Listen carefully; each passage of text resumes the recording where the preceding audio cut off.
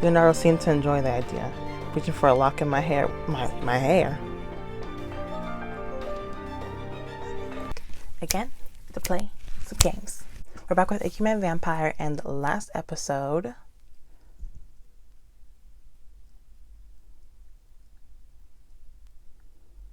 So I was freaking out about finding out how everybody was a vampire, and then I ran to the library, found Leonardo, and then he calmed me down.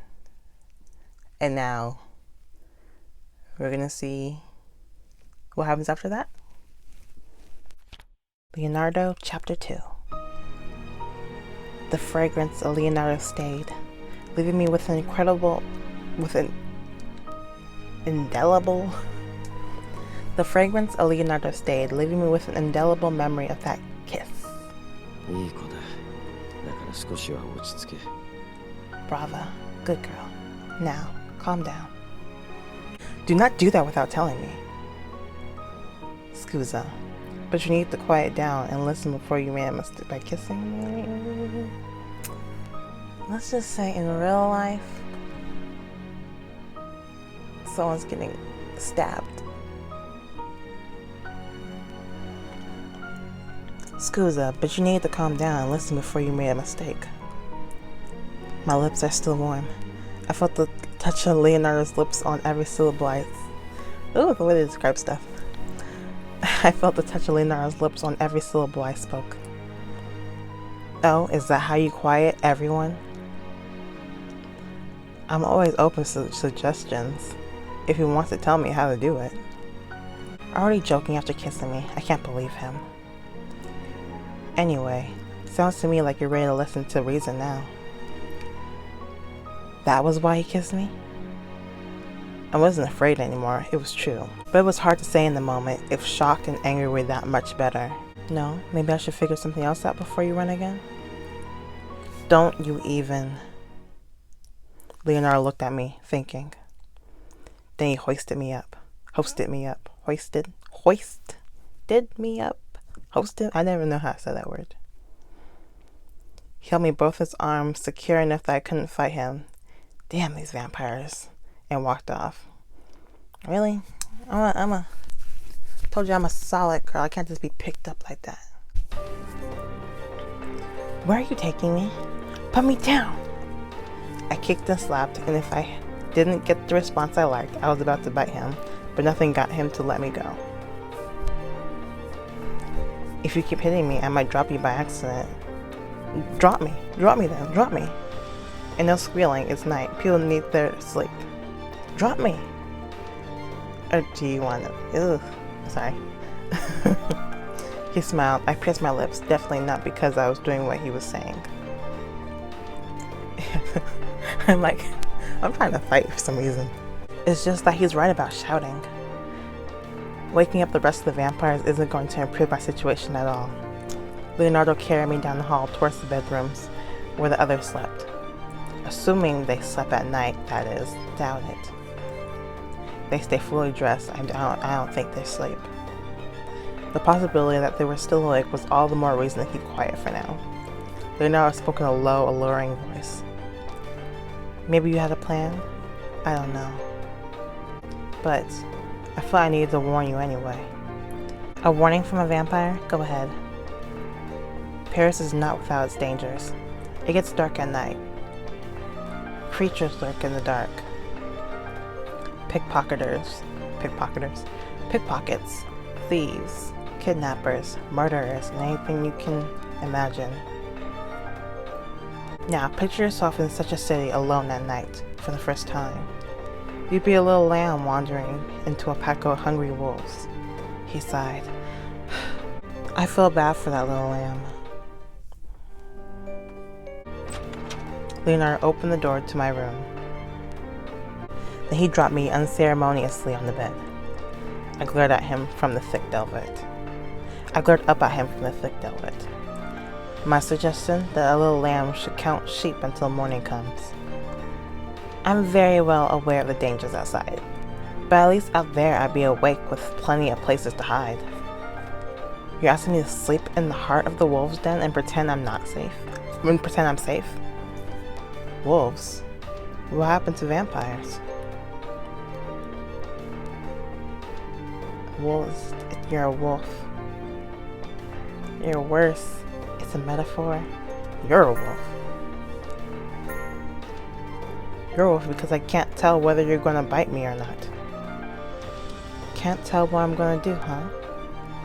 Leonardo seemed to enjoy the idea, reaching for a lock in my hair. My hair. Leonardo seemed to enjoy the idea, reaching for a lock in my hair with fingers accustomed to holding artist chalk. But his hand fell away before he could touch me, as if to say it was all a game. I'm sorry if little lambs are interested, but this wolf isn't hungry right now. You know, they say dogs were once wolves, but what I mean is, this place is more of a kennel than a den. Yes, a few wolves eventually become dogs over the course of several long centuries. True enough, Leonardo slipped a cigarillo out of his pocket and lit it with a match. It briefly glowed orange in his fingers. Oh, was that the source of the alluring scent that surrounded him? But why did I find it sweet? His gaze fell on me as he noticed I was looking up at him. I think Ikemen or CYBIRD could probably explain it better than I could. If you still want to leave this place, then my advice is to at least wait until morning. Smoke followed his low, moody sigh, a haze around him as he walked towards my door. He knocked on it twice. Thump thump.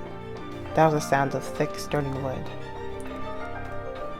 These doors lock from the inside. Turn the key once I'm gone and you'll be safe. Sure enough, there was a key to the door resting on the nightstand. I clutched it. But is it enough to stop a vampire? I mean, they have windows. They can climb through the windows. You need me to wait up all night in front of your door to keep anyone out? He'd read my mind, and his roguish smile made it clear how easy he'd found the task. Thank you, but no thanks, Mr. Wolf. Very well. Ciao, Cara Maria. I still don't know how to say that. Does anybody know how to say that? Does anybody know how to say that? Was that Italian, I think? I forgot. Yeah. Ciao, Cara Mia. Leonardo walked out. The smoke from the cigar... Please don't smoke in my room, by the way. Leonardo walked out. The smoke from the cigar clinging to him as he departed. I locked the door as soon as he left. Let this door be enough. Because after this evening's storm of events, I desperately need the peace. I slipped to the floor in front of the door, too exhausted to make it into the bed. What have I gotten myself into? It's because I was being nosy and I wanted to follow. I was being curious and I wanted to fall into that freaking door. And now I ended up here. You see, if you don't try to investigate stuff, you wouldn't end up in these situations. Vampires were the stuff of fiction. How did I come to find myself surrounded by them? I was anything if not nonplussed. I was anything if not nonplussed. The biggest mystery is definitely Leonardo. He didn't make any attempts to bite me. Arthur clearly intended to. Shouldn't he have? He's a vampire. Leonardo didn't play with me like a toy or a meal. He seemed to be protecting me. I wasn't a huge consumer of vampire fiction. Even if I was, there's no telling if that would apply to these vampires. As for knowledge about Leonardo da Vinci, I do as much as the average person. Ugh, it's no good. My brain's too tired to think. It will all be guesses anyway. I'll wait until morning, though I don't even know what time it's supposed to be. I hugged my knees to my chest and I did not count sheep as I waited for dawn. Who's knocking? Someone's knocking on my door. Oh, it's morning time. As I realized it was currently morning. I fell asleep after all. Oh goodness, my neck and back didn't like that one bit. Is it Sebastian? Whoever was at my door knocked again. Who is it, Leonardo? Someone else? If I kept quiet long enough, would they go away? That's when I heard Sebastian call my name. He was on the other side of the door, and he sounded concerned. After many assurances on his part, I unlocked the door and let him in. He led me to Ikemen, the whole name, who he said I wished to speak to me. Ikemen's noble face bore a look of deep regret when he saw me. Thank you for coming, Lauren. I apologize for last night. That's gracious of you. I understand why you're feeling cautious of us, but I hope you can give this place a second chance. Oh? I like the chance to finish explaining about the mansion and its residents, as I should have done last night. If you still wish to leave after that, I will arrange a house for your use in the city with no contact from the residents here. Why didn't we just do that in the first place? You're not serious about that, are you? It's the least I can do. I bear responsibility for your arrival in this time. Ikemen is a gentleman of his word, Lauren. It's a very tempting offer, but I'll hear him out first, since he's going to these lengths. All right, if you'd like to explain. Merci. Take a seat. You are my guest. Guided by the golden gaze, I did as he said. Now, let us talk. First, what was it that Arthur said to you last night? He said y'all were vampires. It was all too easy to remember. The conversation was burned into my memory like a scene from a horror movie. He told me all of you are vampires, except Sebastian. That's it. Then he drank blood from a wine decanter. He said they called it rouge, and that it kept them alive, and as we were dying, Ikemen came to us individually with the offer. Those who accepted woke up here with new lives. New lives of vampires, you mean? Exactly. I can grant you a taste of immortality. In exchange, you will lose your humanity and become a vampire. That was his condition. I repeated our conversation for Ikemen, who smiled a thin smile. No wonder you felt confused and frightened. Lauren, let me start at the beginning. Please.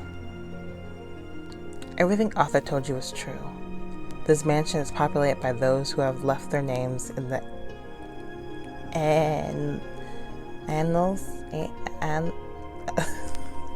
of history, and they are also vampires. I was the one who turned them, that is, give them new lives of vampires. They were resurrected in this mansion.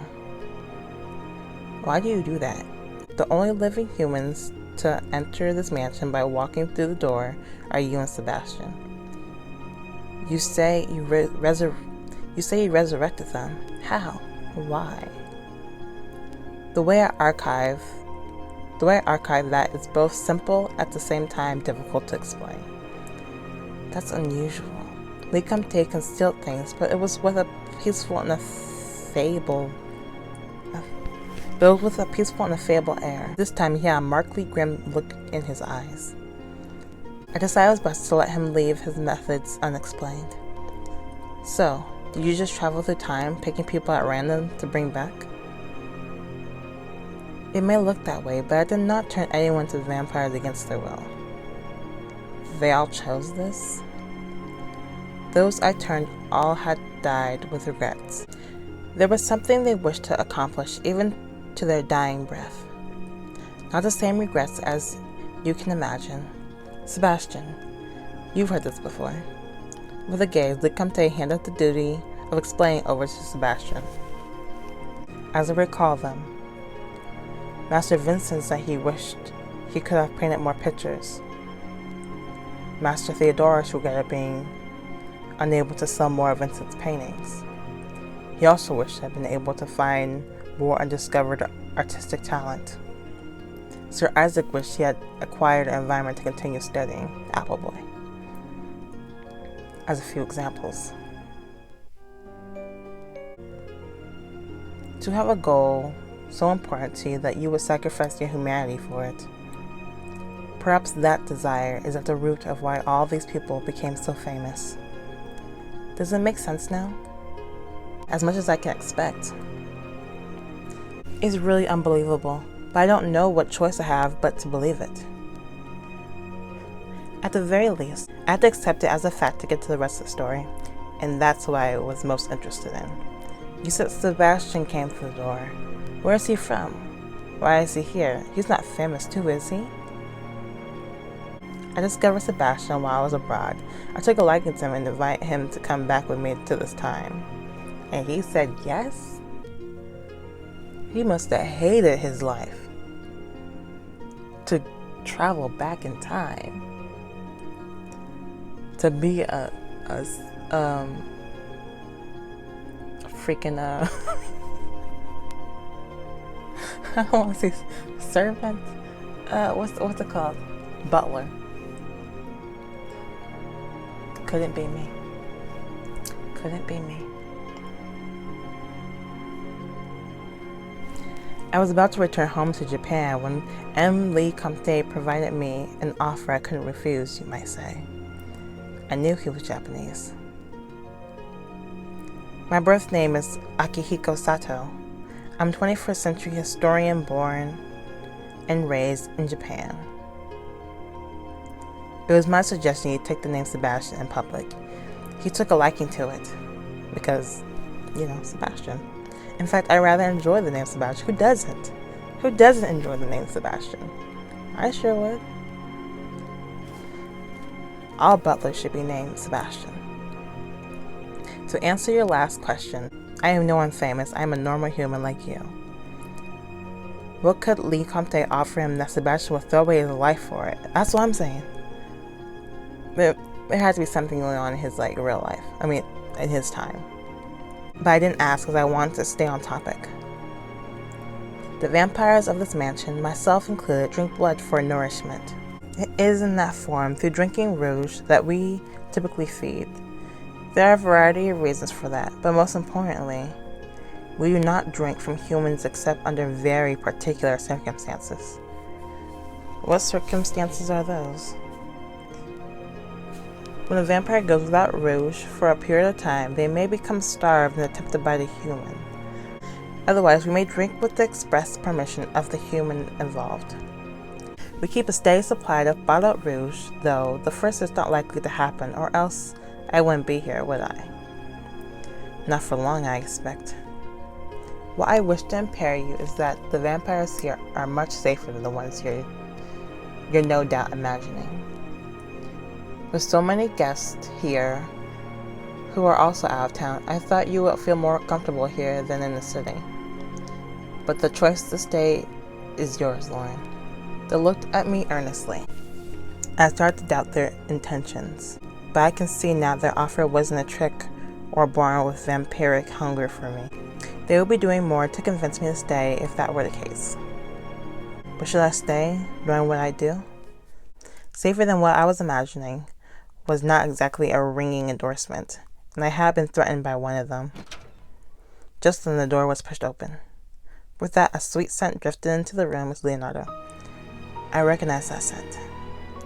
There he was, just as I imagined him. The smile on his face was surprised, though. I thought that was you talking. Leonardo. Intimacy check. I passed. Vibe check.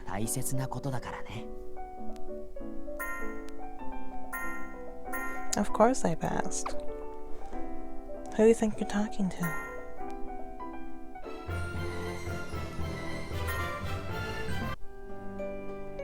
We're gonna start a little bit of Leonardo chapter 3. Leonardo, not before you throw open the door. We were in the middle of an important discussion. I know, I heard the whole thing from outside, nosy. I'm nosy too, so we're the same.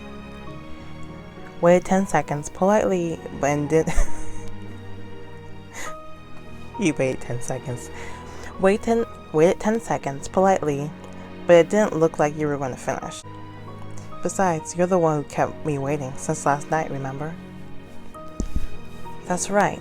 Leonardo actually fell asleep in front of Lee Comte's door. Never seen you before. I thought I'd be waiting patiently until you were done. Took so long I fell asleep. You're the one they were talking to.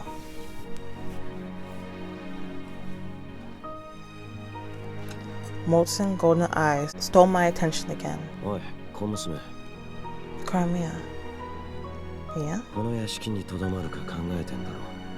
俺がこいつと話してる間に熟考してろ。で、結論を出せ。 You're deciding whether to stay or not stay. Wait here and think it over while I talk with him. Give your answer then. I do understand. It's that important? Sure, decide for me. Is that important? You have something that important to talk about that you're just overriding me? Yeah, and I'm going to since you clearly can't make up your mind. Insistent as ever, aren't you? I apologize on Leonardo's behalf for his atrocious behavior, Lauren. Fight him. He is insistent, but he's also been waiting to have this conversation for some time. Not at all, it's fine. I'll wait here if you two want to go ahead. See? She agrees. Now tell me, what is it?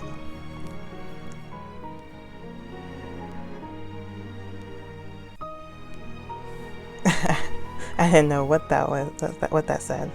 To my surprise, Gamplay actually sounded exasperate. He dropped a stack of papers in front of Leonardo. Do you know what these are, Leonardo? That depends. Do you know? No, it doesn't depend because you will only answer my question with a question if you knew in the first place. Got me. More letters urging me to marry, yes. Hold on, did I just hear that? Urging you to marry? So, Lucifer, Leonardo really likes messing with me. It seems everyone really wants me to stay in this mansion with them. Which I will do because I don't have a choice. But why is Le Comte Saint Germain turning people into vampires? Thank you for watching, and I will see you guys tomorrow. Make sure you like, comment, and subscribe, and have a great rest of your day. Bye-bye.